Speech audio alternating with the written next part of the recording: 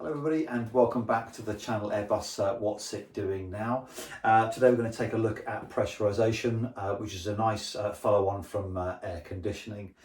If you haven't looked at it already, I would say go back to the air conditioning and review that. And if you want to have a look at it again after watching this, I'll put a link at the end of this as well.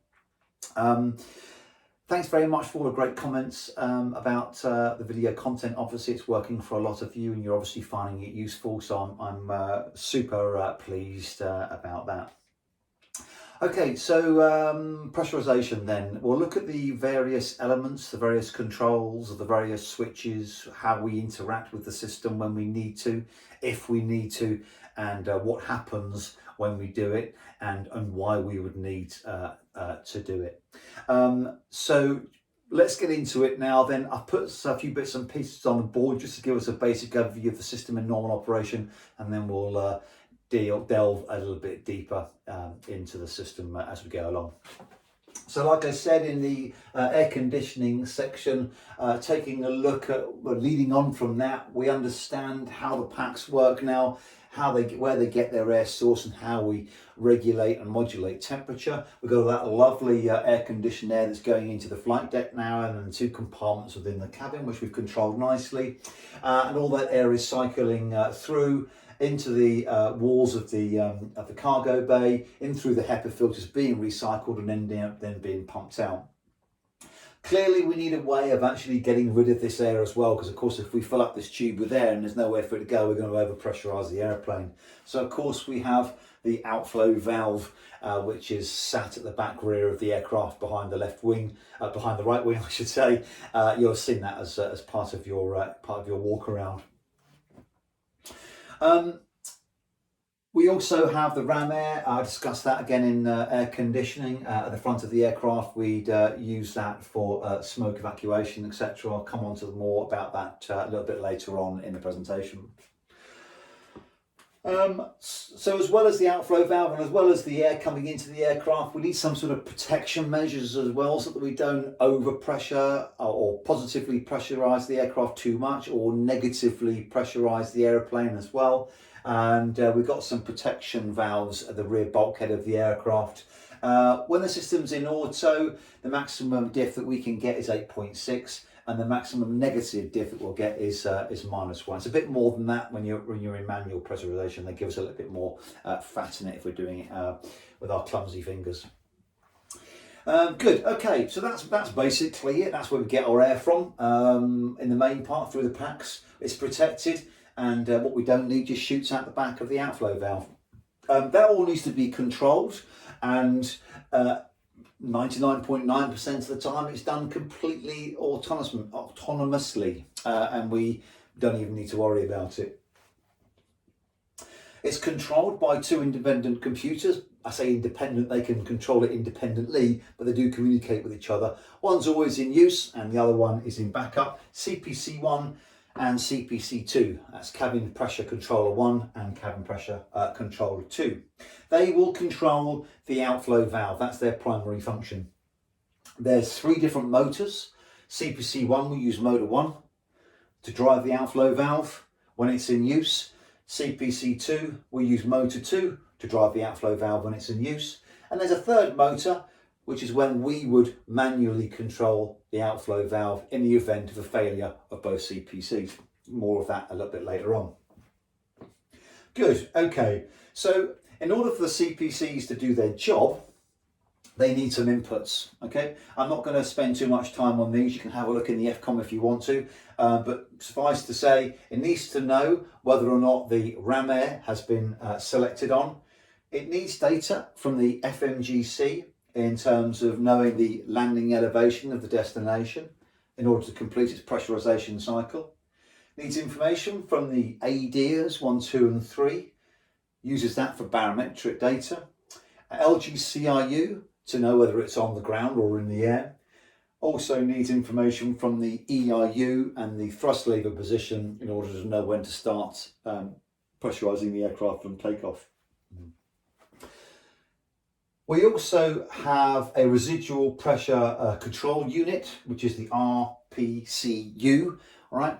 And this is a bit of a fail-safe, basically, so that if you come onto the ground, you have got positive pressure in the aeroplane, then the residual pressure control unit will command the outflow valve to open, so that we don't have any positive pressure within the aircraft. Good. Okay. So, like I say, 9 times out of 10 or 99% of the time, you won't have to worry about this. It'll just do its job. The CPCs will alternate between 1 and 2. You can see that on the cruise page as to which CPC is in use. It'll go amber if it's failed, and the other one will just simply take over. So you just lost a level of redundancy. But in normal operation, they'll alternate 70 seconds or so after landing. One's in control and the other one is in standby mode. In auto, that's where we would normally see it. There are 3 modes of operation: auto, semi-auto and manual. Auto, we just leave it alone. And I'll talk about the pressurization cycle in just a moment. Semi-autonomous is mainly autonomous, but it's not getting data from the FMGC in terms of its landing elevation to complete its pressurization cycle. So that's where you need to manually set the landing elevation in the overhead panel. And then manual, only if you lose CPCs 1 and 2 will you need to control the cabin pressurization manually. And if you had to do that, there's an ECAM procedure with it. I think I've got a shot of it down here, which I'll show you.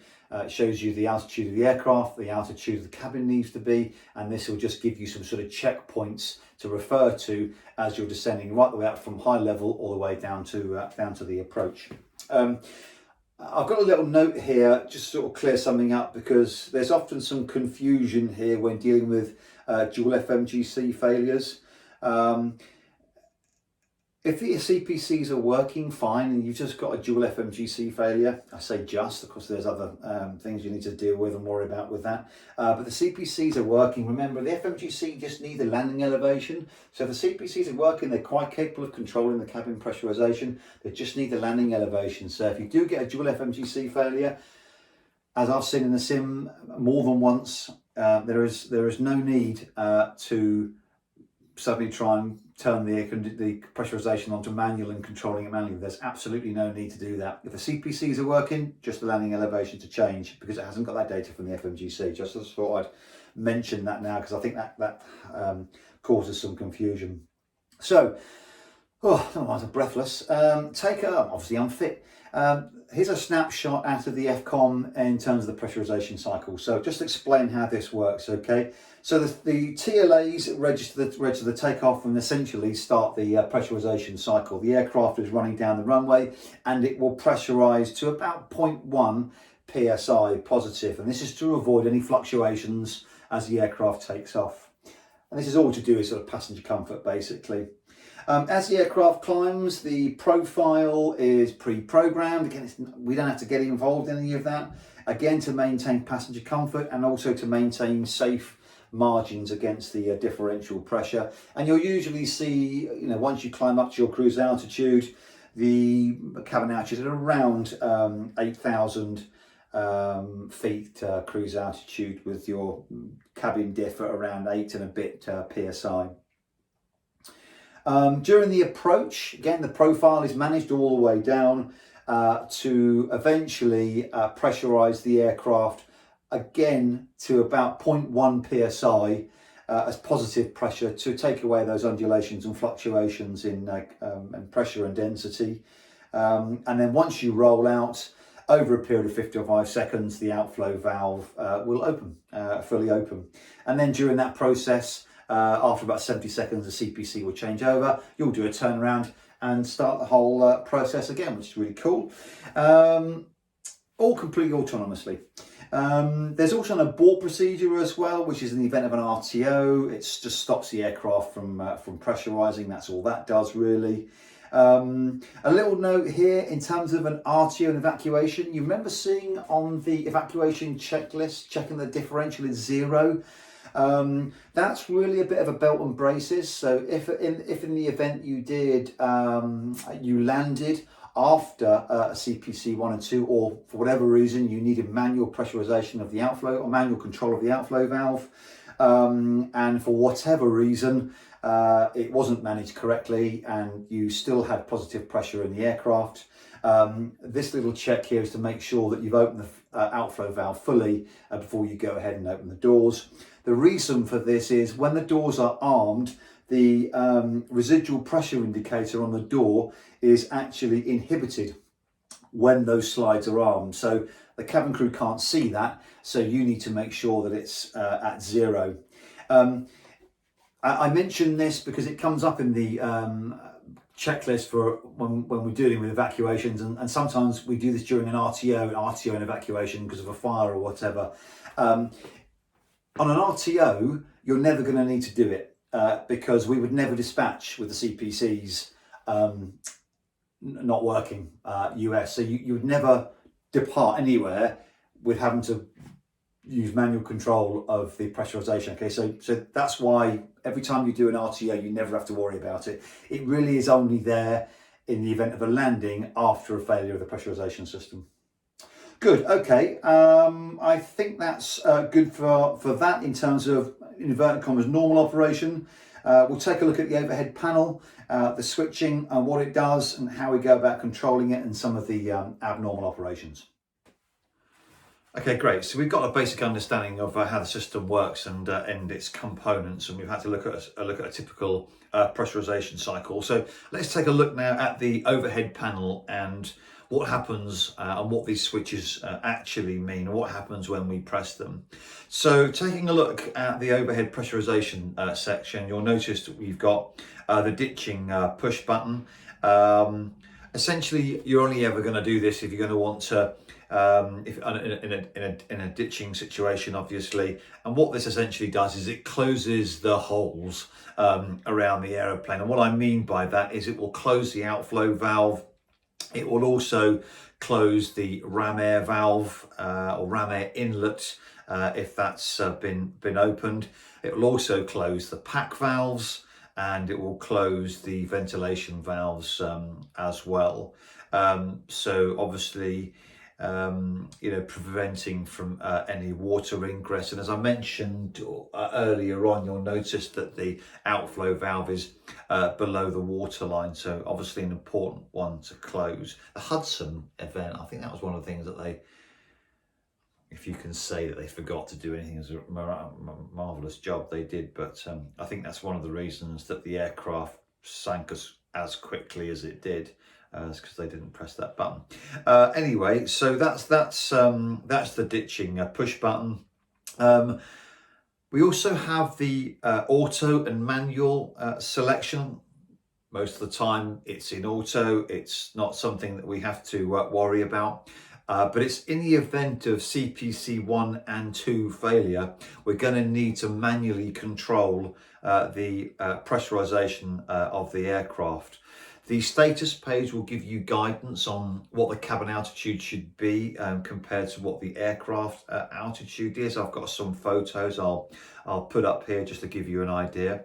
But really, essentially, what we're doing here is we're controlling the outflow valve and just how much it's opened or closed. As soon as you press that button, what it will do is it will turn off the power to the motors from the CPCs, so that only the manual motor is active. It's very slow control with the manual motor, so just take care not to overdo it. The thing to do here is not necessarily to have a look at the valve position itself on the SD page, because it takes a while to show any movement. The best thing to do is to actually have a look at the vertical speed. And someone once told me that if you just blip it, then it should give you about 300 feet per minute. In fact, it was a crew recently that suggested that some instructor had told them. And yeah, we had a look at that actually, and it seems to work. Just give it a quick blip. It's about 300 feet a minute. I'm guessing that's probably going to change as the altitude changes and the air gets thicker, etc. But that's a good guide to get you going. And just to sort of give you an idea that just a quick selection there is going to pretty much give you what you need. So you don't sit there and hold it for too long. And the procedure will require you that on the approach to open the valve fully open, so essentially depressurizing the aircraft. On the manual auto push button, the fault light comes on only if both CPCs fail. So again, this is another indication of when you would need to go to manual operation. It's only if both CPCs have failed, and you get a little amber fault light on there as well. Landing elevation, the selector and rotator knob. On the pressurization page, it shows auto, and that's where it is 99.9% of the time.